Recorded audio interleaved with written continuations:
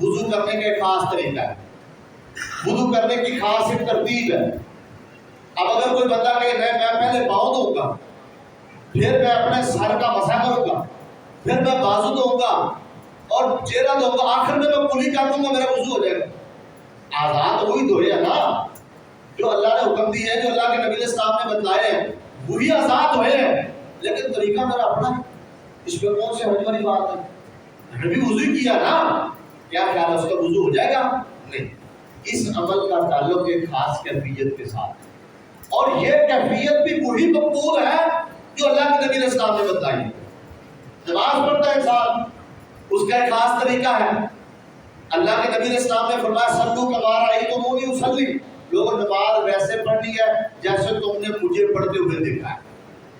اب اگر کوئی بندہ کہے میں ہاتھ چھوڑ کے نماز پڑھنا چاہتا ہوں، اگر کوئی کہے میں نیچے ہاتھ ناف کے نیچے باندھنا چاہتا ہوں، اگر کوئی بندہ کہے میں یہاں ہاتھ باندھنا چاہتا ہوں، آپ مجھے بتائیں کوئی بندہ اپنی مرضی سے یہ طے کر سکتا ہے کہ ہاتھ چھوڑ دیں یا باندھ دیں یا کہاں باندھ دیں؟ اس کی ایک خاص کیفیت ہے، اور وہ اللہ کے نبی علیہ السلام نے سکھلائی ہے۔ جو اس طرح پڑھے گا اس کی نماز قبول ہوگی۔ یہ کہنا کہ چلو یار پڑھتا تو ہے نا، جیسے بھی پڑھتا تو ہے، یہ بات غلط ہے۔ جیسے بھی پڑھتا یہ بات صحیح نہیں ہے۔ اللہ کے نبی علیہ السلام کے سامنے ایک بندے نے نماز پڑھی، صحیح مسلم کی روایت ہے، صحابی تھا، مسجد نبوی ہے، نبی کے سامنے نماز پڑھ رہا ہے، بڑی آپ اندازہ کریں نا، صحابی رسول ہو، اللہ کے نبی سامنے ہو اور مسجد نبوی ہو، بندہ کتنی محنت سے اور کتنے جو ہے نا وہ خوبصورت طریقے سے نماز پڑھی ہوگی۔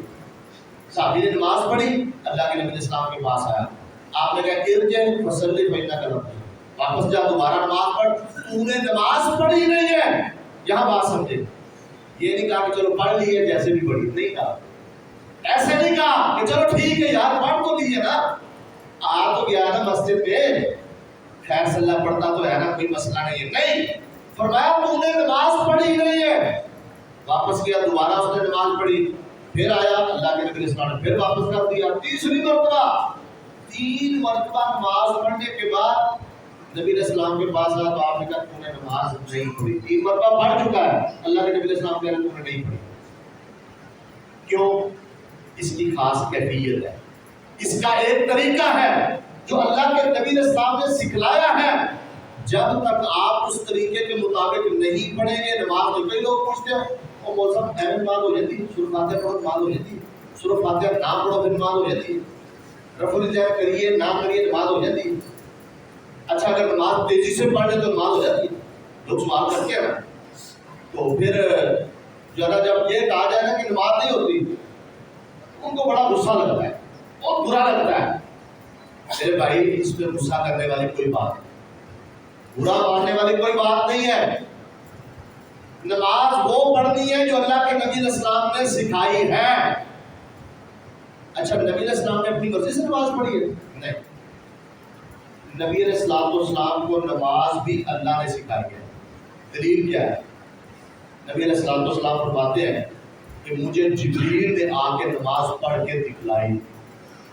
جبریل آئے، انہوں نے مجھے نماز پڑھ کے وقت بھی بتلایا، نماز کا طریقہ بھی سکھلایا، اور اس طرح نماز پڑھنا سکھلائی ہے جبریل نے، اور اللہ کے نبی علیہ السلام نے اپنے صحابہ کو سکھلائی ہے، اور ساتھ یہ حکم دے دیا صلو کما رأیتمونی اصلی، لوگوں نماز ویسے پڑھنی ہے جیسے تم نے مجھے پڑھتے ہوئے دیکھا ہے۔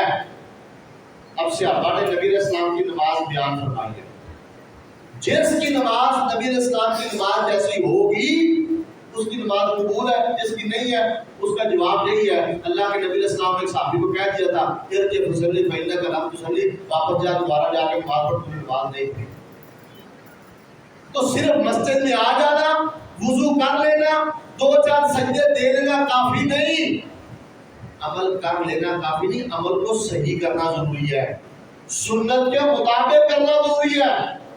نماز اس طرح پڑھیں گے جس طرح اللہ کے نبی علیہ السلام نے پڑھی ہے، تب آپ کی نماز کامیاب ہے، تب آپ کی نماز قبول ہے، تب آپ کی نماز صحیح ہے، وگرنہ صحیح نہیں ہے۔